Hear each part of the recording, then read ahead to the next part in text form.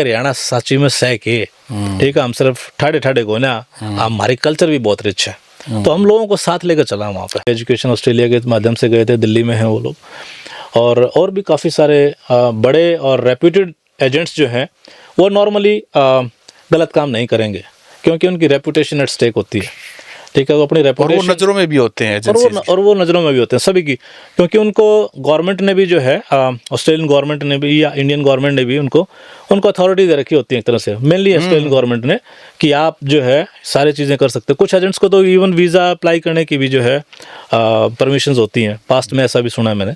फिर of course ये मृत्यु वाले केस हो गए, और लोगों को खाना देने का काम हो गया। बहुत काम करा कोविड में टीम ने, ना सिर्फ सिडनी में बल्कि मेलबर्न में भी, पर्थ में भी, एडिलेड में भी, हर जगह काम करा। आतंकवादी थे बाबू बेटा, उन्होंने जो है बहुत ही नृशंस काम किया, 15 लोग उसमें मारे गए। बट वो सिडनी की एक आइकॉनिक बीच है, बोंडाई बीच, किला बेचकर ने जो है बालक भेजा, तो वो तो राइट ऑफ नहीं होगा ना। अपने यहाँ पे ईंट चढ़ाई बोलो, राजमिस्त्री बोला, ठीक है। ब्रिक लेइंग वहाँ पे एक कोर्स है उसके, ठीक है, उसमें स्टडी होती है उसके अंदर।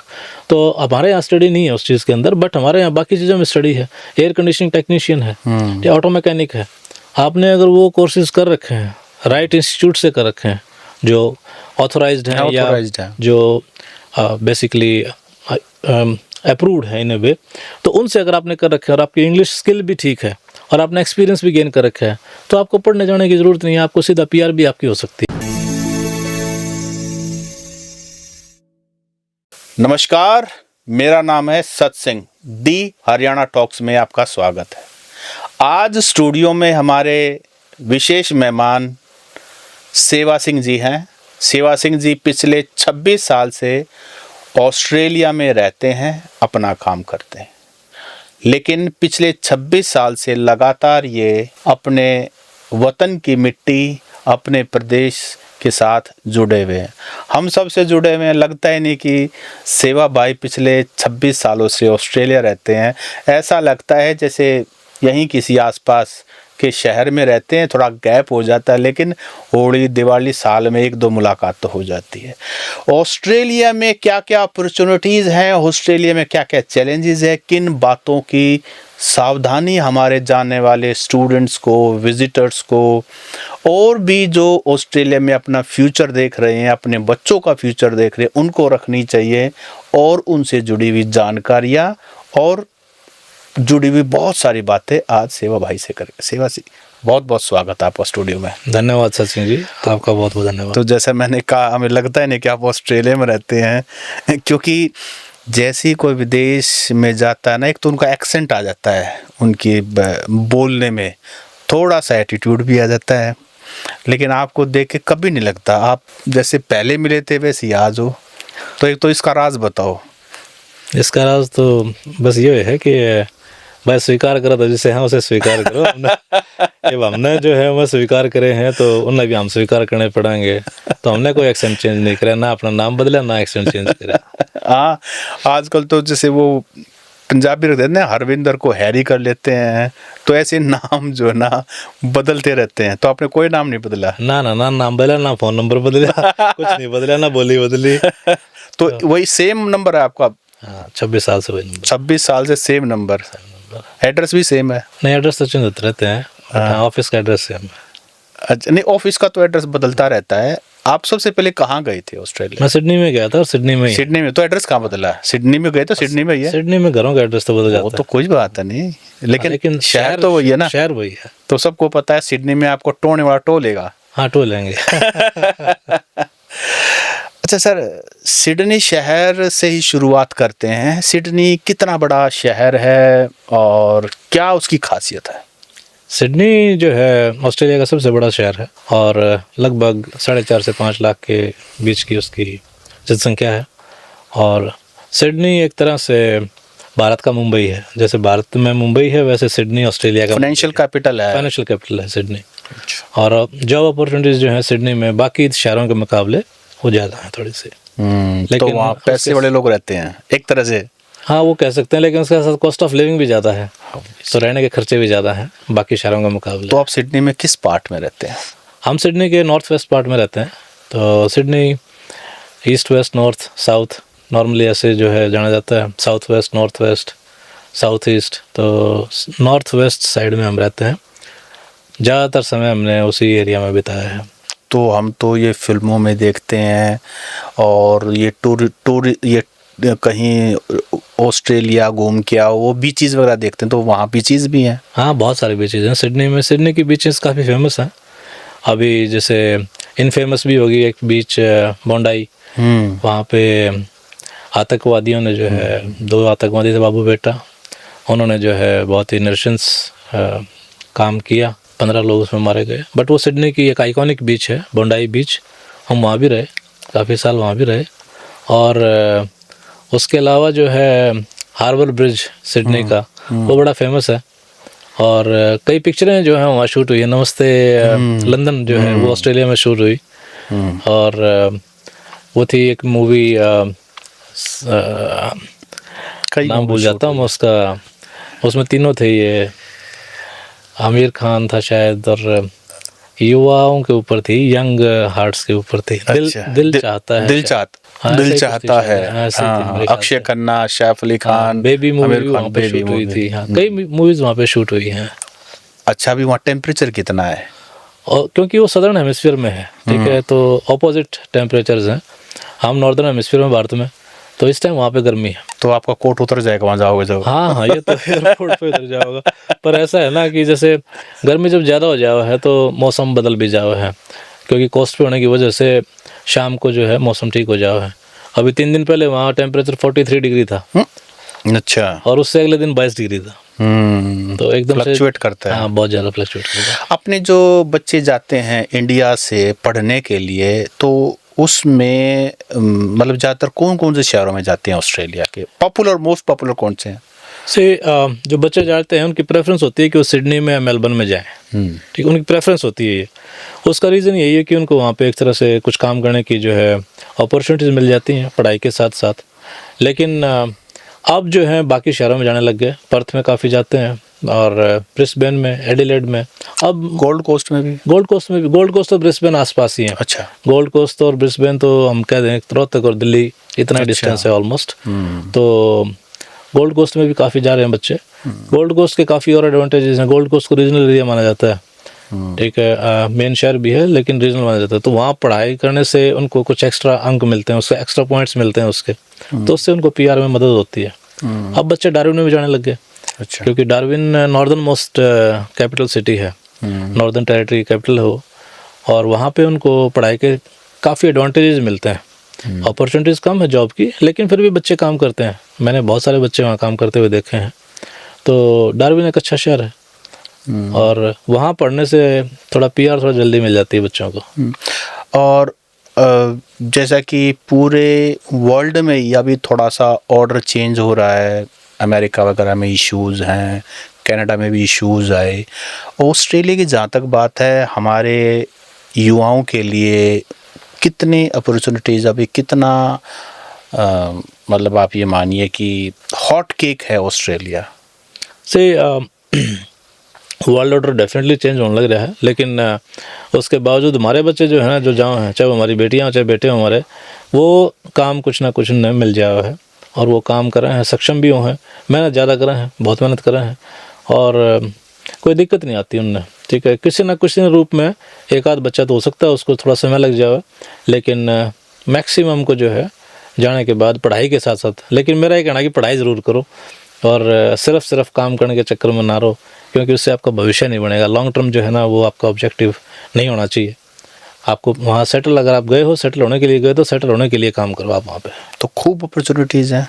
हाँ, काफ़ी अपॉर्चुनिटीज़ हैं, बट वो अनस्किल्ड है मेनली, क्योंकि जब तक आप पीआर नहीं हो तब तक आपको स्किल्ड जॉब्स जो हैं, वो चाहे आईटी में है या अकाउंटिंग में है या टीचिंग में है या किसी और फील्ड में है, वो आपको नहीं मिलेंगी जब तक आप पीआर नहीं हो।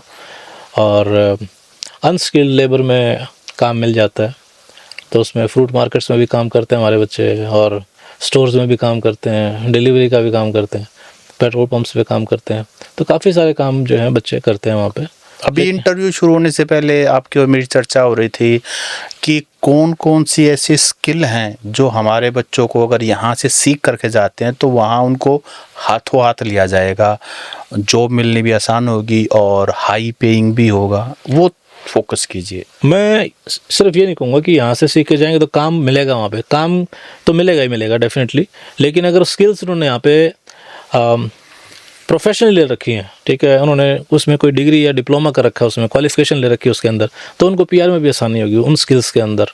और वो स्किल्स मोस्टली जो है वो हाथ की हैं, ठीक है। आपने अगर कारपेंटरी सीख रखी है फॉर एग्जांपल, तो आपको वहाँ काम मिल जाएगा। ब्रिक लेइंग है अपने यहाँ पे, ईंट राजमिस्त्री, चढ़ाई बोलो, राजमिस्त्री बोला, ठीक है। ब्रिक लेइंग वहाँ पे एक कोर्स है उसके, ठीक है, उसमें स्टडी होती है उसके अंदर।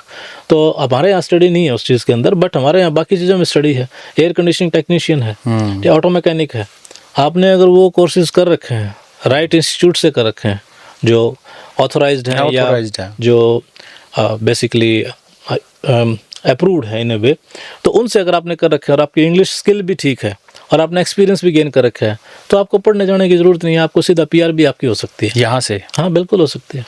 और कोई एज का क्राइटेरिया भी है? हाँ डेफिनेटली एज का क्राइटेरिया है, जो जहाँ तक मेरे को याद है आई थिंक 45 ईयर्स एक मैक्सिमम लिमिट है शायद, लेकिन उसके बीच में जो है डिफरेंट एज ग्रुप्स के, एज ब्रैकेट्स के जो हैं डिफरेंट पॉइंट्स मिलते हैं आपको। तो क्या पीआर पूरे परिवार की होगी या सिर्फ एक बंदे की होगी? परिवार में यानी वो और उसकी वाइफ और बच्चे, और अगर उसके पेरेंट्स डिपेंडेंट हैं उसके ऊपर, तो कुछ केसेस में ऐसा भी देखने में आया है कि पेरेंट्स की भी पीआर हो जाती है। तो आप ये कहना चाह रहे हैं कि अगर जैसे एग्जांपल कारपेंटरी आती है या राजमिस्त्री का काम आता है, ब्रिक लेइंग जिसको आप नाम दे रहे हैं, या मुझे लगता है प्लम्बर का भी काफ़ी डिमांड, प्लम्बिंग का भी है, सोशल वर्क का भी है।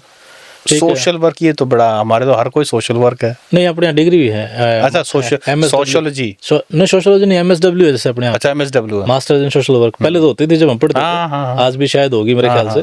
तो ऐसे ऐसे कोर्सेज जो हैं, ठीक है, नर्सिंग है, उनकी काफ़ी डिमांड है। आपने नर्सिंग कर रखी है, नर्सिंग में डिग्री है आपकी और क्वालिफिकेशन, इंग्लिश लैंग्वेज भी आपकी ठीक है, उसका टेस्ट होता है PT या IELTS एग्जाम होता है उसका, और एक्सपीरियंस भी आपके पास, तो आपके चांसेस हैं कि आपको डायरेक्ट पीआर मिल सकती है। और कितना प्रोसेस टाइम लग जाता है ऑन एन एवरेज, एक आइडिया? ऑन एन एवरेज मेरे ख्याल से 6 महीने से 1.5 साल के बीच में हो जाता है। मेन सिटीज़ में थोड़ा टाइम डिफरेंट है, क्योंकि जो सिडनी और मेलबर्न है, ठीक है, डिमांड एंड सप्लाई का रीज़न है, और रीजनल एरियाज़ में आपको पीआर जो है वो स्टेट स्पॉन्सर्ड भी होती है, कि स्टेट जो है डिमांड अपनी इशू करता है कि मेरे को इतने नर्सेज चाहिए, इतने टीचर्स चाहिए मेरे को, या इतने प्लम्बर्स चाहिए, हमारे को रिक्वायरमेंट हमारे स्टेट के अंदर इतने लोगों की। तो फिर उस हिसाब से जो है वो उस गैप को फुलफ़िल करते हैं। तो जो रिमोट सिटीज़ हैं, जैसे डार्विन दूर है लेकिन मेजर सिटी है, कैपिटल सिटी है, तो ऐसे सिटीज़ हैं, पर्थ है या फिर एडिलेड है, ब्रिस्बेन है, और सिटीज़ हैं, दूसरे टाउन्स हैं जो अंदर शहरों में हैं, अंदर मतलब अंदर ऑस्ट्रेलिया के अंदर हैं, तो उनमें डिमांड है, तो पीआर आपकी हो जाती है। तो हमें फोकस जो है वो सिडनी मेलबर्न का कम रख के और पीआर की तरफ फोकस करना चाहिए, जहाँ हो सकती है हमारी, अगर आपके पास ये सारी क्वालिफिकेशंस हैं तो। और अगर कोई पूरे परिवार के साथ जाएगा तो उसको एडजस्ट करना भी आसान होगा, अपना स्किल आती है, अगर उसके 2 पैसे आएंगे तो उसका स्टेबिलिटी भी जल्दी आएगी। स्किल आपके पास है तो आपके पास पैसे 100% आएंगे। अच्छे स्किल वाले की ज़रूरत यहाँ पे भी है और अच्छे स्किल वाले की ज़रूरत वहाँ पे भी है, हर जगह भी ज़रूरत है। वो कहते हैं ना, अपना हाथाड़ा जो है, हाथ का काम जिसको आता है वो भूखा ना मरे, वो भूखा कदे नहीं मर सकता, चाहे वो ऑस्ट्रेलिया हो चाहे वो कहीं पे भी अपना लोकल। और अच्छा मैकेनिक होगा। अब आप भी देखो ना, हम इंडिया हो चाहे ऑस्ट्रेलिया हो, हर कोई ये देखता है अगर गाड़ी ठीक करवानी तो भाई अच्छा मैकेनिक बताइए कोई। हम ऐसे पूछते ही नहीं, विश्वास का 100% पूछते हैं हम हमेशा। यहाँ पर जब हम पढ़ा करते उस टाइम स्कूटर सर्विस करवाना करता है तो एक के सर्विस वाला तरह जाया करते हैं, हम उससे तरह सर्विस करावाएंगे भाई, चाहे वेट करना पड़ता, और उनके पास भीड़ भी आया करती है। तो वो एक काम वहाँ पे भी है, आपके पास अच्छी स्किल है तो आप डिमांड में बहुत हो। तो जितने भी ऑटो वाले हो तो लिखे ना, तसल्ली बख्श काम किया जाता है। तो वो सौदा है। जी जी। अच्छा, कौन सी अगर बिजनेस कोई करना चाहता है तो बिजनेस के अंदर क्या अपॉर्चुनिटीज़ हैं वहाँ पर? मान लीजिए कोई इन्वेस्टमेंट करना चाहता है, जैसे दुबई वगैरह का है वीज़ा, अगर आप 3 करोड़ इन्वेस्ट करते हो तो आपको गोल्डन वीज़ा मिल जाएगा, ऐसा कुछ है बिजनेस अपॉर्चुनिटीज़ भी वहाँ? हाँ, मेरे नॉलेज में ऐसा भी है वहाँ पे। ऑस्ट्रेलिया में इन्वेस्टमेंट वीज़ाज भी हैं, उनके अलग अलग लेवल्स हैं। एग्जैक्टली तो मेरे को नहीं पता, ऑनेस्टली बताऊँ आपको मैं, क्योंकि मैं सुनने वालों को गुमराह भी नहीं करना चाहता, तो लेकिन हाँ ऐसे स्कोप भी हैं वहाँ पे। आप इन्वेस्ट करते हो तो आपको इन्वेस्टमेंट बिजनेस वीज़ा दे देते हैं, वो पीआर नहीं होती वो, लेकिन हाँ कुछ समय के बाद पीआर आपको मिल जाती है। तो मैं जानता हूँ कुछ शख्स को ऐसे वहाँ पे जो बिजनेस वीज़ा के बेसिस के ऊपर बाद में उनकी पीआर हो गई थी वहाँ पे। तो जैसे सेवा भाई, आपने अभी जितनी बातें बताई सुन करके बड़ी रोजी रोजी सी लगती है, लेकिन कोई भी मंजिल हासिल करने के बीच में चैलेंजेस भी होते हैं और बहुत सारी सावधानियां हमारे जो यहाँ से जाएंगे बच्चे हों चाहे एक्सपीरियंस्ड हो उनको रखनी चाहिए। बहुत कई बार धोखा भी होता होगा, कई बार फ्रॉड भी होता होगा, कई बार कुछ एक्सीडेंट्स भी होते होंगे, वो हमें बताएं किन किन बातों का विशेष ध्यान रखें। ये बहुत ज़्यादा ज़रूरी चीज़ है जानना ही, ठीक है। अब क्या होता है कि हम यहाँ से जाते हैं तो हमारा, मैंने बहुत सारे 26 साल हो गए मेरे को वहाँ पे रहते, बहुत सारे एग्जांपल्स, बहुत सारी चीज़ देखी है। और हम कई बार वहाँ बुला ले है कोई कि भाई मेरे दो राजी है, और ऐसा भी हो है कि वो बुलाने वाला जो है वो एयरपोर्ट पे नहीं मिलता, वो फिल्मों में देखते हैं, वो सच्ची में होता है, हकीकत है वो, ठीक है। आपको रिसीव करने वाला नहीं मिलता वहाँ पे। और आप बहुत सारे एग्जांपल्स देखे मैंने, कैथल का था एक लड़का, हस्बैंड वाइफ दोनों गए हैं, वो बुलाए थे किसी ने, और वहाँ पे एयरपोर्ट पे जो है वो मिला नहीं। फिर उसने कहा कि तू टैक्सी करके आ जा भाई जहाँ पर हम हैं। उसने भीतर भी नहीं बाड़े हुए हैं, बाहर तो पानी पे आकर न बोला वहाँ पे चले जाओ, वहाँ तारा ठहरने का इंतजाम कर दिया वहाँ पे। तो वहाँ पे भी मतलब ऐसी बहुत सारी कहानियाँ हैं। मेरा कहने मतलब ये है, तो एक तो हमारे को अपना बैकअप हमेशा लेकर चलना चाहिए। दूसरा जो है, जब आप साथ रहते हो ना तो अपनी आइडेंटिटी बोलते हैं उसको हम, आईडी थेफ्ट काफ़ी होता है। अच्छा, उस आईडी थेफ्ट का जो है, जैसे अपना आधार कार्ड है वैसे वहाँ आधार कार्ड नहीं है, हाँ, वो पासपोर्ट, वहाँ पे आपका पासपोर्ट, आपका ड्राइविंग लाइसेंस, और एक चीज़ होती है जैसे पैन कार्ड है, वहाँ पे उसको टैक्स असेसमेंट नंबर बोलते हैं, TFN, टैक्स फाइल नंबर। तो टैक्स फाइल नंबर जो है वो आपका पासपोर्ट और आपका ड्राइविंग लाइसेंस और आपका बैंक अकाउंट, ठीक है, ये चारों चीज़ें किसी और को ना बताएं आप। अच्छा, उसमें बहुत सारे केसेस देखे हमने जहाँ पे आपकी आइडेंटिटी थेफ्ट, आपका लाइसेंस नंबर किसी के पास है, आपकी डेट ऑफ बर्थ किसी के पास है, आपका पासपोर्ट नंबर किसी के पास है और आपका टैक्स फाइल नंबर किसी के पास है, वो आपके नाम से दूसरा अकाउंट खोल लेते हैं, या आपके अकाउंट से आपके नाम से मोबाइल फ़ोन ले लिया, या आपके नाम से लोन ले लिया, और आपको पता भी नहीं है, क्योंकि आपकी तो आइडेंटिफिकेशन चोरी हो चुकी है। और आप जब बाद में जब आप पढ़ाई लिखाई करके PR अप्लाई करते हो, तब आपको पता चलता है भाई मेरे नाम पे तो, मेरी तो क्रेडिट फाइल ख़राब हो रही है, मेरे तो नाम पे जो है क्या कहते हैं, कागज काले हो रहे मेरे, मेरा तो ब्लैक उसमें हो रहा है, ब्लैक लिस्टेड हूँ मैं तो इसलिए इन चीज़ों का बहुत ध्यान रखें। शुरुआत में जो है कई बार हमने जो है ना, जब आपस में प्रेम गाढ़ा हो जावा है, लेकिन रिश्ते मिनटा बदल जाओ है, ज़रूरत के हिसाब से बदल जाओ है, तो ध्यान रखना बहुत ज़रूरी है। ये सबसे बड़ी चीज़ है, आईडी थेफ्ट से बचना। उसके बाद और सारी चीज़ें हैं, आप काम करना शुरू कर देते हो तो काम, हम जो है कई बार लालच में जो है कैश में काम करना शुरू कर दें, क्योंकि उसमें टैक्स नहीं पे, टैक्स से बचाव हो जाओ थोड़ा बहुत। तो बालक सोचें कि जो है टैक्स बच जाएगा, पीछे ज़्यादा हाथ में आ जाओगे, अच्छी बात है, मान गए, लेकिन उसके नुकसान भी हैं, वह भी सोचने चाहिए हमने लॉन्ग टर्म में।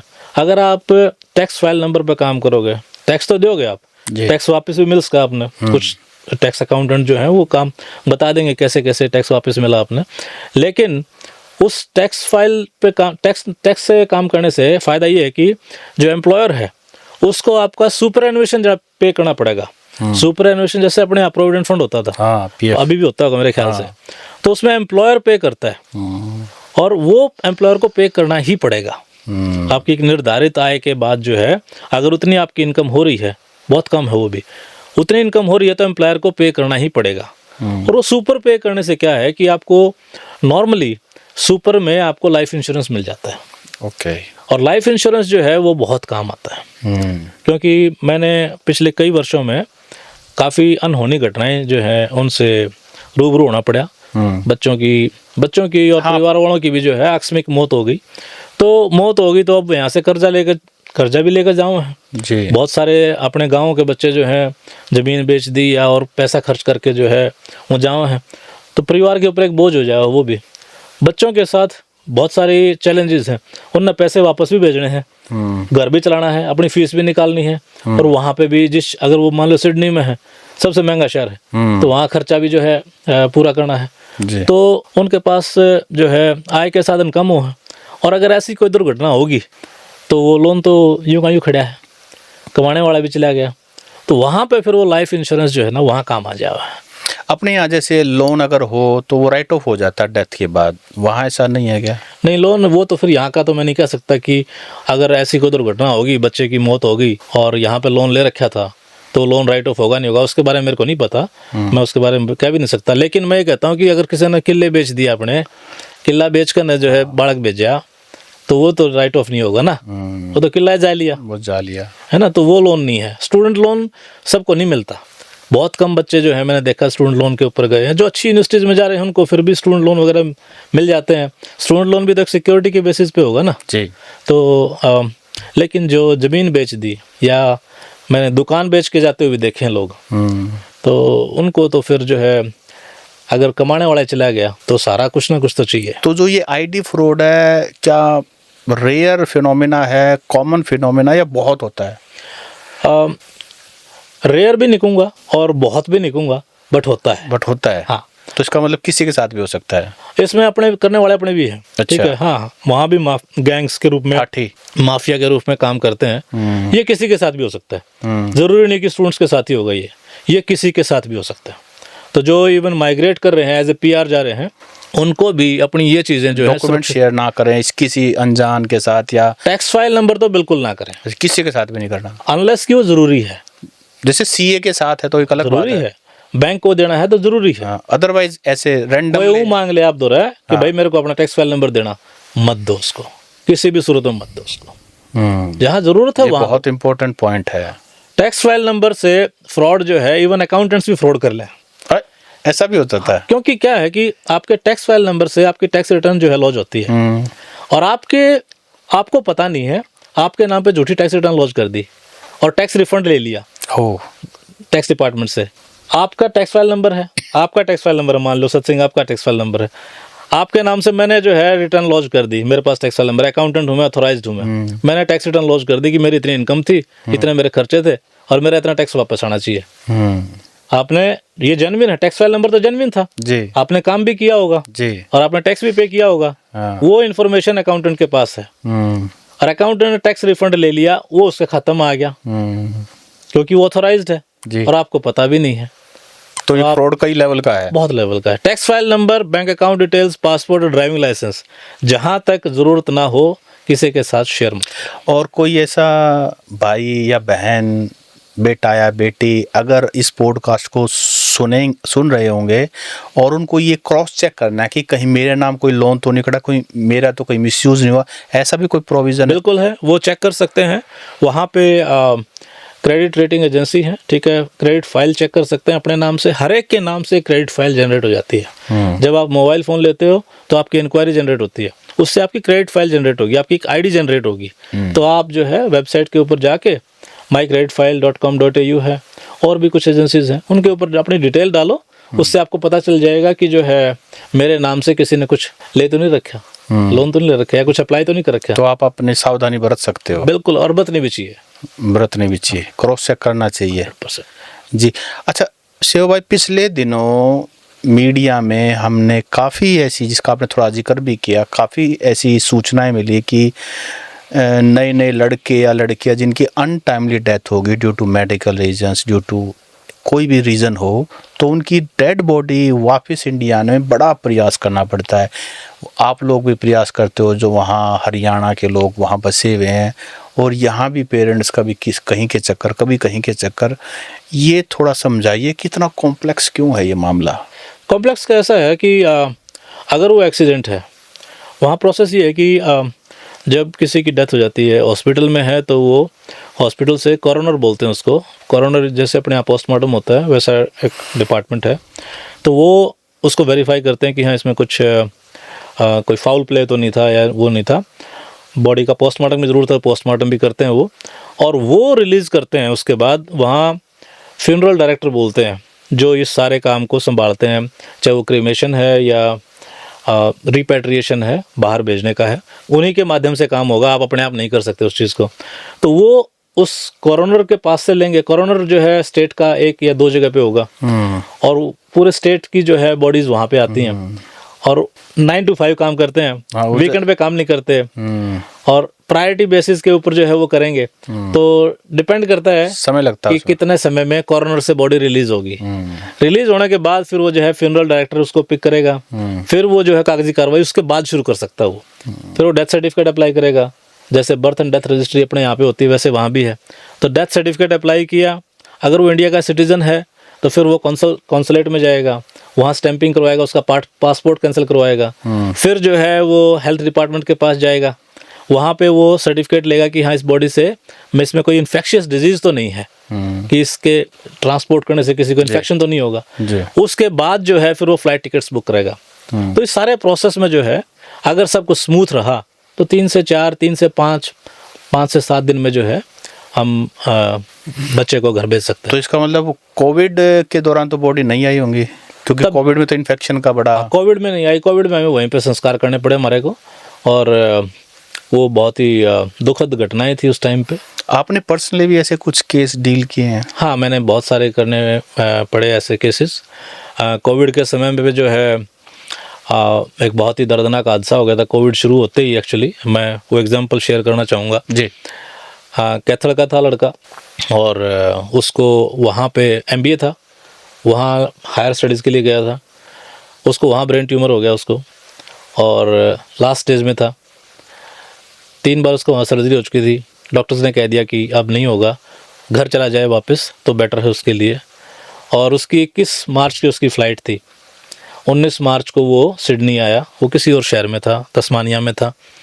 वहाँ 19 मार्च को वो सिडनी आया। उसको सीजर्स जो हैं दौरे पड़ते थे उसको ऑपरेशंस की वजह से, उसकी जो सर्जरी हुई थी 3, लेकिन डॉक्टर ने दवाई दे रखी थी। वो सीजर जो हैं वो हानिकारक नहीं थे, वो एक मेडिकल रीजंस की वजह से थे। तो दवाई दे रखी थी कि खाएगा तो ठीक हो जाएगा, शांत हो जाएगा इससे। तो उसको वो रिलेटिव के घर में था, रिलेटिव घर में सीजर गिर पड़ा उसको। तो उस रिलेटिव ने कहा कि मैं तेरे को हॉस्पिटल छोड़ के आऊँगा। उसने कहा कि मेरे को दवाई दे दो मैं ठीक हो जाऊँगा। लेकिन वो रिलेटिव जो है, फिर वही बात वो जो मैं कह रहा हूँ ना कि रिश्ते न्यू बदले हैं मिनटा में। रिलेटिव घबरा गया कि किसका कुछ हो गया तो मेरा पल्ला पड़ गया ही। तो रिलेटिव उसको हॉस्पिटल ले गए। हॉस्पिटल ले गए तो जब वो छोड़ के उसको जाने लगे तो वो उठकर बोला मैंने ले चल लो, और वो गिर गया वहाँ पे। अच्छा, 19 मार्च की बात है। गिर गया तो उसका सिर लगा। अब सिर लगा तो डॉक्टर्स ने उसको एग्जामिन किया, डॉक्टर ने उसको अनफिट टू फ्लाई कर दिया। 21 मार्च से उसकी फ्लाइट थी, 20 मार्च को उसको फिट टू फ्लाई किया, लेकिन जो है फिर फ्लाइट्स बंद हो गई। फ्लाइट्स बंद। वो हॉस्पिटल में था, हॉस्पिटल में उसने दम तोड़ दिया। 5 लोगों की रिस्ट्रिक्शन थी कि 5 से ज़्यादा लोग जो है वो 5 किलोमीटर से ज़्यादा ट्रैवल नहीं कर सकते आप। हमारा घर वहाँ से 25 किलोमीटर था, लेकिन हम उन रिस्ट्रिक्शंस को भी जो है साइड में करते हुए हम रोज़ उस बच्चे के पास कोई मसाज करने के लिए एक ग्रुप सा बनाया हमने कि जाएं, थोड़ी देर बात करें। वो सुन सकता था लेकिन रिस्पॉन्ड नहीं कर सकता था वो। तो आंखें बंद होती थी लेकिन वो रिस्पॉन्ड करता था। फिर जो है उसकी माँ को भी समहाउ हम लोगों ने उसकी माँ का कोविड के दौरान वीज़ा लगवाया। उसकी माँ को इंग्लिश बोलनी नहीं आती।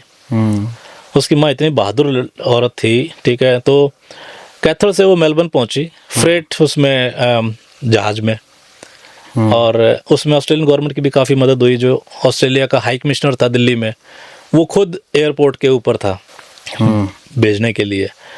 तो वो मेलबर्न पहुंची, और ट्रैवल बिटवीन सिटीज़ तो बिल्कुल अलाउड नहीं था। लेकिन हम लोगों ने वहाँ मिनिस्टर से, हेल्थ मिनिस्टर से बात करके और लोगों से बात करके मेलबर्न से उसको हम सिडनी लेके आए। और उसके कंडीशन ये लगा दी कि जब वो रूम में होगी, मतलब उस किसी और से नहीं मिलेगी, वो सिर्फ अपने बेटे से मिलेगी। तो अपनी वो जो है उसकी मौत से 2 दिन पहले वहाँ पहुँच गई थी समहाउ।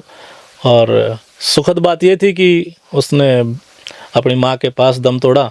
बातचीत कुछ नहीं हुई उनकी, लेकिन माँ को ये जो है संतोष था कि हाँ मैं बेटा देख लिया मैंने। फिर हमने उसका क्रीमेशन वहाँ किया। 5 ही लोग थे हम क्रीमेशन के टाइम पे भी। उसकी माँ थी, मैं था, और 1-2 लोग और थे। तो फिर वो 1 महीना रही वहाँ पे। वहीं पे बहुत बहादुर लेडी थी। पूरा महीना जो है उसने अकेली ने काटा।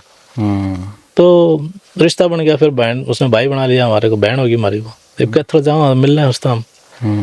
तो ऐसी बहुत सारी घटनाएं हुई हैं। कोविड के टाइम पे एक बच्चा था, गुड़गांव का था। पेरेंट्स गुड़गांव के थे लेकिन रहते दोहा में थे। वो 3 महीने पहले आया था, यूनिवर्सिटी में था। कोविड में जो है मानसिक परेशानी होगी, 6ठी मंजिल से कूद गया। तो बहुत सारी दर्दनाक घटनाएं हैं, लेकिन हाँ अब पिछले कई वर्षों में कई बार ये अनुभव हुए जहाँ हमारे को बच्चे वापस घर भी भेजने पड़े, और इसलिए हम कहते हैं कि सावधानी बरतनी बहुत ज़रूरी है वहाँ पे, क्योंकि आपके माँ बाप ने आपको किसी जिम्मेदारी के लिए किसी भरोसे पे भेजा है आपको, उनके भरोसे को ना तोड़ो, वहाँ पे गलत काम ना करो। जी, जिम्मेदारियाँ तो जो आपने बताई, आईडी थेफ्ट की बताई, बाकी सारी सावधानियाँ आपने बताई, वो तो ठीक है, लेकिन हमारे यहाँ जब बच्चे अप्लाई करते हैं स्टडी के लिए तो उनको कोई भी लोकल एजेंट के पास जाना पड़ता है, और कई बार ये देखा जाता है कि लोकल एजेंट उनसे एक मोटी अमाउंट ले लेता है और उसके बदले में उनको वहाँ भेज देता है। यहाँ तक भी बात है, लेकिन कई बार वो शरारत कर देता है, उसके पासपोर्ट के साथ मान ले उसका पीआर है तो उसके साथ कोई और अटैच कर दिया, उस बच्चे को पता ही नहीं है कि उसके साथ क्या गड़बड़ हो गई है।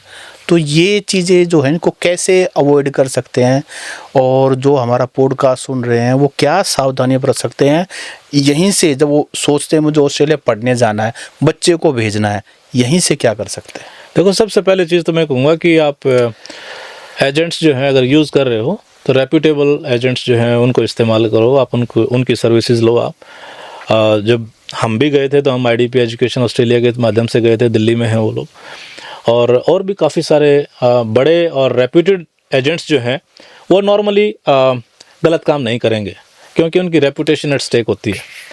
ठीक है, वो अपनी रेपुटेशन, और वो नज़रों में भी होते हैं और वो नज़रों में भी होते हैं सभी की, क्योंकि उनको गवर्नमेंट ने भी जो है ऑस्ट्रेलियन गवर्नमेंट ने भी या इंडियन गवर्नमेंट ने भी उनको अथॉरिटी दे रखी होती है एक तरह से, मेनली ऑस्ट्रेलियन गवर्नमेंट ने, कि आप जो है सारी चीज़ें कर सकते हो। कुछ एजेंट्स को तो इवन वीज़ा अप्लाई करने की भी जो है परमिशंस होती हैं, पास्ट में ऐसा भी सुना है मैंने। लेकिन जहाँ तक मैं कहूँगा, अगर आपके कागज़ ठीक हैं, यानी वैलिड डॉक्यूमेंट्स हैं आपका कोर्स वैलिड है, आपकी यूनिवर्सिटी अच्छी है, तो आई डोंट थिंक आपको किसी को भी पैसे देने की ज़रूरत है। ऑफ कोर्स आपकी वीज़ा एप्लीकेशन फ़ीस आपको देनी होगी, जो गवर्नमेंट के चार्जेज या नॉर्मल अदर चार्जेज होंगे, इंश्योरेंस है आपका, ओवरसीज स्टूडेंट हेल्थ इंश्योरेंस आपका, उसके चार्जेज आपको देने होंगे, एयर फेयर आपको देना होगा, वो चीज़ें देनी होंगी आपको। लेकिन उसके अलावा, क्योंकि नॉर्मली एजेंट्स को कमीशन जो है वो यूनिवर्सिटी से या जो कॉलेजेस हैं, इंस्टीट्यूट्स हैं, उनसे उनकी इनकम होती है। बहुत बार ये भी देखा गया है कि जो बच्चे यहाँ से जाते हैं और उनको एजेंट के माध्यम से भेजा जाता है, उनके आपने बताया कि रेपुटेबल या जिनकी रेपुटेशन है या जो बड़े शहरों में हैं, जिनका पास्ट का एक्सपीरियंस भी बहुत अच्छा है, वो अगर भेज रहे हैं बच्चों को, यहाँ तक बात ठीक है। लेकिन बहुत सारे ऐसे बच्चे जिनके पास गैप ईयर है, जिनके पास रिक्वायर्ड डिग्री डिप्लोमा नहीं है, लेकिन वो जिद करते हैं जाना तो ऑस्ट्रेलिया ही है, अब वो फिर फंसते हैं क्योंकि वो इमोशनली कैशेबल होते हैं। उनको जो स्टोरीज एजेंट सुनाए उसी में वो फंस जाते हैं। वो है ना, जो हम देखना चाहें हमने वही दिखा है। हाँ, तो जो हम सुनना चाहते हैं हमने वही सुना है। हाँ, ठीक है, तो लेकिन उसके बावजूद मैं कहूँगा कि जो रेप्यूटेबल एजेंट्स हैं वो आपको सॉल्यूशंस बता देंगे कि आपका अगर गैप ईयर है तो आप उस चीज़ को कैसे मिटिगेट कर सकते हो उसको बेसिकली, या उसको कैसे रिजॉल्व कर सकते हो आप उस चीज़ को। हो सकता है वो आपको एडमिशन यहाँ पे करवा दें, आपको कहें कि आप थोड़े समय के बाद अप्लाई करो, कुछ ना कुछ वो बताएंगे। मैं नहीं कह सकता कि क्या सॉल्यूशन होगा, बट हाँ वो सॉल्यूशंस डेफिनेटली बताएंगे। हम भी हमारे बिजनेस में सॉल्यूशंस बताते हैं। तो मेरा यही रहेगा कि आप गैर कानूनी तरीके से, गलत तरीके से बिल्कुल ना जाओ, वो कहीं ना कहीं कभी ना कभी आपको उल्टा चोट कर सकता है। अच्छा, एक और हमारे यहाँ के माँ बाप को, क्योंकि आजकल लड़के भी बहुत जाने लगी हैं, काफ़ी जाते हैं, और लड़के तो जाते ही हैं, तो हमारे माँ बाप को खास करके जो गांव देहात में उनको लगता है कि अगर बच्चे को भेज दिया वहाँ पढ़ने तो किसी गोरे या गोरी गला ब्याह कर लेगा। वहाँ बच्चे करते हैं अपने शादी? ऐसा हो सकता है, ज़्यादा तो नहीं सुनने में आया, ठीक है, बट कुछ भी संभव है, कुछ भी हो सकता है। अनुपम खेर वाली बात है। नहीं, क्या वो मतलब ट्रेंड है क्या? क्योंकि पिछले ना ट्रेंड नहीं है ऐसा। अच्छा, ट्रेंड नहीं है, ट्रेंड नहीं है ऐसा। देखो, क्या ऑस्ट्रेलियन लड़के लड़की ओपन है इंडियन से शादी करने के लिए? मतलब क्या है वो, मैं थोड़ा सा जानकर क्यूरियोसिटी भी है ये। नहीं, देखो, ओपन तो डेफिनेटली है। ओपन इन द सेंस कि अगर उनको लगता है कि हाँ कंपेटेबल है हमारा लाइफ पार्टनर बनने के, तो डेफिनेटली क्यों नहीं, वो करते भी हैं। काफ़ी कुछ केसेस हमने देखे हैं जहाँ पे हस्बैंड या वाइफ जो है वो इधर ऑस्ट्रेलिया का होगा और इंडियन होगा, या ऑस्ट्रेलिया की होगी या इंडियन होगा, दोनों तरह से हमने देखे हैं, ऐसी बात नहीं है। बट वो उसी केस में होता है जहाँ पे उनके या तो कंपेटिबिलिटी होगी उनके आपस में, या साथ काम कर रहे होंगे, वो कुछ ना कुछ रीजंस होते हैं उनके, पर बहुत कॉमन नहीं है ना इतना कॉमन नहीं है। इतना। हाँ, साथ पड़े होंगे बट ज़्यादा कॉमन नहीं है। कोई ना कोई स्ट्रॉन्ग रीज़न होगा। रीजन होगा। अदरवाइज जो सुनने में जो आती होंगी, आपके भी आई होंगी कभी ना कभी, लोग उसको कॉन्ट्रेक्चुअल मैरिज बोलते हैं उसको, तो वो जरूर डेफिनेटली कुछ लोग करते हैं। ठीक है, अगेन वो भी एक तरीका लोगों ने अपना रखा है पीआर के लिए। अच्छा, पिछले दिनों हमने खबरों में हरियाणा वर्सेस पंजाब तो नहीं कहूँगा मैं, खालिस्तानी, ऐसा भी कुछ सुनने में आया था। ये कितना ठीक है? क्या कुछ ऐसे ग्रुप हैं वहाँ पर जो फिर हरियाणा वाले निकल के जाते हैं, बैलेंस करते हैं चीज़ों को? ऐसा है ना, हरियाणा वाले जो है स्ट्रॉन्ग तो पड़े हैं, ठीक है, बट ऐसा इतना ज़्यादा ऑस्ट्रेलिया में इतना ज़्यादा प्रेवलेंट है नहीं। है, ऐसा नहीं है कि नहीं है, बट अब तो पिछले कुछ समय से तो दबा सा ही है, कोई छिटपुट चीज़ें होती हैं, लेकिन ओपनली ऐसा कि विरोध हो रहा है या लड़ाई झगड़ा हो रहा है, ऐसा नहीं हो रहा। लेकिन पिछले कुछ समय पहले जो है हरियाणा वालों ने डेफिनेटली प्रतिरोध किया था कि ये चीज़, देश का झंडा जो है उसको मत जलाओ, अपमान मत करो देश का, बाकी तुमने जो करना है करो। वो तो वहाँ ऑस्ट्रेलियन गवर्नमेंट के हिसाब से जो है फ्रीडम ऑफ एक्सप्रेशन के उसमें वो काम करते हैं, उनको परमिशन लेते हैं वो कि हम प्रोटेस्ट करेंगे, लेकिन बदतमीजी जब कर रहे हैं तो फिर अपने पाछे भी कर रहते हैं। अच्छा, 27 साल में, 26 साल में आप कितने हरियाणवी बचे और कितने ऑस्ट्रेलियन हुए हो? मैं ऑस्ट्रेलियन कभी नहीं हुआ ना। मेरा सोच यह है कि मैं यहाँ होता, बेंगलोर में काम कर रहा हूँ या ऑस्ट्रेलिया में काम कर रहा हूँ, तो 2.5 दशक ने आप ऑस्ट्रेलिया ने आपको बदला नहीं? ऑस्ट्रेलिया ने बदला मेरे को पॉजिटिव सेंस में कि जो है जो चीज़ें वहाँ अच्छी हैं वो मेरे प्रदेश में, मेरा हरियाणा में अगर वो हो सके तो वो कोशिश है मेरी। ठीक है, उनकी कोशिश रहा भी। आपका दिल नहीं लगा ऑस्ट्रेलिया में अभी तक पूरी तरह? दिल तो नहीं होना, दिल का टाइम नहीं लगता, पहली बात तो काम करे जावा। ठीक है, और अब तो ज़्यादा व्यस्त हो गए क्योंकि तो सामाजिक काम में भी हो गए, फिर संस्थाओं को जोड़ने का काम, बहुत सारे काम हो गए, अपना खुद का भी काम हो गया, बहुत सारे काम है। और AHA association of Haryanvis in Australia, जो आप लाइक माइंडेड लोग हो, हरियाणा के रूट से हो, आपकी तरह ही बहुत सारे भाई हैं जो हरियाणा उनके दिल में बसता है, चाहे वो ऑस्ट्रेलिया में है, तो क्या काम करती है AHA? AHA जो है ना, association of Haryana in Australia, हमने 8 साल पहले शुरुआत की थी इसकी। हम बहुत सारे काम करा, हम जो हमारे बच्चे यहाँ से जावा हैं उनको किसी भी रूप में मदद की आवश्यकता हो, जब तक वो लीगल और एथिकल है, मैं 2 चीज़ें बोलता हूँ, हम उनके साथ हैं। अगर किसी ने इलीगल काम करा तो हमारे लिए मुश्किल है उसकी मदद करना, लेकिन हम लीगल एथिकल वे में है, हम पूरी मदद करते हैं उसकी। हम उनके लिए वर्कशॉप भी करते हैं, सेमिनार भी करते हैं, हम उनको बाकी लोगों से कनेक्ट भी करवाते हैं, जॉब्स के लिए भी, अकोमोडेशन के लिए भी, जहाँ तक संभव होता है हम करते हैं। हमारे कॉन्टैक्ट करते हैं तो हम किसी ना किसी से कॉन्टैक्ट जरूर करवाते हैं। तो ये तो हमारे बच्चों के लिए, स्टूडेंट्स के लिए भी और माइग्रेंट्स के लिए भी, जो PR जाते हैं उनके लिए भी। उसके अलावा जो हमारे बुजुर्ग पेरेंट्स वहाँ जाते हैं उनके लिए हम साल में 2-3 बार, 3-4 बार जो है हम उनके लिए ट्रिप्स ऑर्गेनाइज करते हैं। हम उनको घुमाने ले जाते हैं, चाहे वो कैनबरा में है या किसी और दूसरे शहर में है, मेलबर्न में है तो वहाँ से गोल्ड माइन में ले गए। तो हम पेरेंट्स को जो है साल में 3-4 बार ज़रूर उनको लेके जाते हैं। उसमें विजिटिंग पेरेंट्स भी आ गए और दूसरे पेरेंट्स, वहाँ रह रहे हैं पेरेंट्स, वो भी आ गए, बस में ले जाते हैं उनको हम। फिर उसके अलावा हम जो है साल में 2 बार ब्लड डोनेशन ड्राइव करते हैं, 15 अगस्त पे और 26 जनवरी पे। अभी हमारी 13वीं ब्लड डोनेशन ड्राइव होगी हमारी 3 फरवरी को। 26 जनवरी छुट्टी है तो 3 फरवरी को हम करेंगे। उसके अलावा जो है हम हमारे जो त्यौहार हैं, फाग और तीज, ये तो हम मनाया करें। अपने तीज ने हम जो है गुलगुले बनाया करें, पिंग गालिया रहा, गीत गाया करें, सारे काम करा। बहुत बढ़िया प्रोग्राम हो है और सब खातर हम घरा जो है खाना बनाया करें। लगभग 700-800 2 शहर में जो है लोग आ जाए हैं तीज के त्यौहार में। और फाग वाला दिन जो है हम फा खेल आ रहा, जो अगर आड़े खेल लिया करते नहीं, फा खेल रहा, कोलड़े मार, और सब खातर उड़े भी खाना बनावा। और खाना बनावा नहीं है, हम खाना जो कर पंगत में बैठ के खाया कर दे, जो कर ब्याह में पहला खुआया कर दे, हमने पतला में खाना खुआया करा सबने। तो हम अपने जो परंपराएं हैं ना, वो हमारे बच्चे ने सिखाने लग रहे हैं कि ये चीज़ें हम कराया करते हैं। ये तो हम बॉर्डर रोहतक में भी ना करते हैं। वो बात नहीं।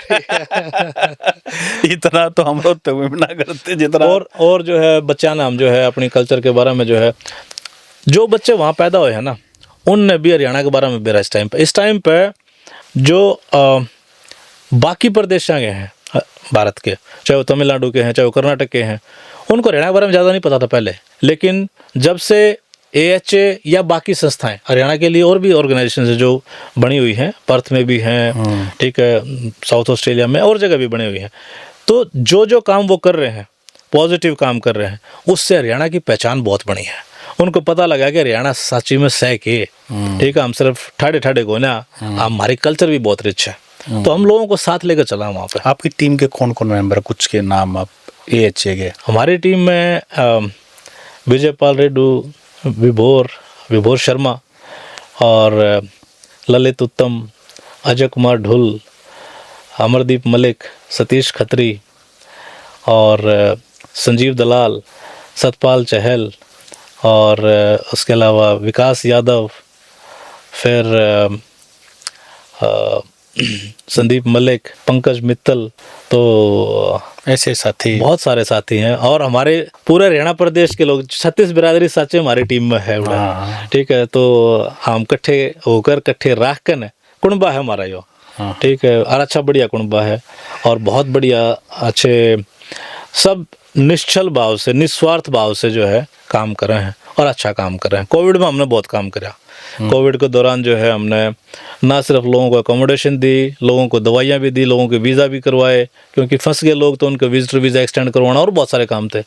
फिर ऑफ कोर्स ये मृत्यु वाले केस हो गए और लोगों को खाना देने का काम हो गया। बहुत काम करा कोविड में टीम ने, ना सिर्फ सिडनी में बल्कि मेलबर्न में भी, पर्थ में भी, एडिलेड में भी, हर जगह काम करा। तो टीम बढ़िया हमारी। सेवा भाई, आप तो सच्ची में ट्रू हरियाणवी हो। वहाँ जाके भी आपने हरियाणा का परचम लहरा दिया। और जो हमारा किसान है ना, जब वो खेत में जाता है और वो अपना बीज डालता है तो वो सबके नाम का प्रकृति में देता है कि भाई इसमें जो है अपने बुजुर्गों के नाम का, वहाँ की चींटी के नाम का, पक्षी के नाम का, सबके नाम का वो दाना डाल रहा है कि इसको इतना बड़ा कर दे कि सबको मैं दे पाऊँ, सब मैं बांट पाऊँ। तो वही भाव लेकर के कि भाई वहाँ गए हैं, 2.5 दशक से अपना तो काम कर ही रहे हैं, अपने परिवार के लिए समाज की जिम्मेदारी भी है, प्रदेश की जिम्मेदारी भी है, कल्चर भी है, तो सारी चीज़ें आप बड़ा, आपकी टीम, पूरी टीम AHA की टीम, बिना टीम कुछ नहीं हो सकता। हाँ, AHA की टीम को बहुत बहुत साधुवाद और बहुत बहुत बधाई। और हमारी एक और नाम भूल गया, मनजीत साहू। जी, हमारी तो शुभकामनाएं है कि आप यूं ही बढ़िया काम करते रहो। तो अपने वो एक बात हो रहा है यूनिवर्सिटी में जो है ना, लाग भी रहा है, बुत लाग रहा है, भारत माता की पहचान, हाँ, जय जवान जय किसान। जय जवान जय किसान, वाह जी वाह। तो अपना हरियाणा वो है, जवान भी और किसान भी है। जी जी जी, लाल बहादुर शास्त्री ने कहा था ना, जय जवान जय किसान, और अब मोदी जी ने उसमें जोड़े जय विज्ञान और जय अनुसंधान। ते आजकल की, आज की प्रेजेंट गवर्नमेंट है, इन्होंने इसमें 2 और स्टेप आगे जोड़ दिए। ये नई बात मेरा पार्टी की, जय विज्ञान और जय अनुसंधान। रिसर्च करो, बिना रिसर्च के कुछ नहीं होगा। तो ऑन दिस नोट सेवा भाई, आपने हमें समय दिया, बहुत ही दिल से जुड़ी हुई बातें, क्या तो पॉडकास्ट ना करा, हमने तो हार्ट टू हार्ट टॉक किया है। और मुझे पूरा विश्वास है, ये जो सेवा भाई से आज हमने बातचीत की, जो 26 सालों से ऑस्ट्रेलिया के सिडनी में रहते हैं और इनका काम, AHA का जो काम है वो भी आपने जानकारी ली, और इनका जो वेबसाइट वगैरह या बाकी चीज़ें हैं वो भी हम इसके अंदर लिंक में और अपनी स्क्रीन पे ही फ्लैश कर दें। कोई भाई अगर अधिक जानकारी लेना चाहता है तो वहाँ से इन लोगों से भी मदद ले सकता है। बिल्कुल साफ सुथरा और एक परिवार में बड़े वाला रोल ये निभाते हैं। बाकी आप खुद एक्सपीरियंस करेंगे, कभी आपको इनसे मिलने का मौका मिला तो। सेवा भाई, समय दिया, बहुत बहुत शुक्रिया। बहुत बहुत बढ़िया, राम राम, धन्यवाद। राम।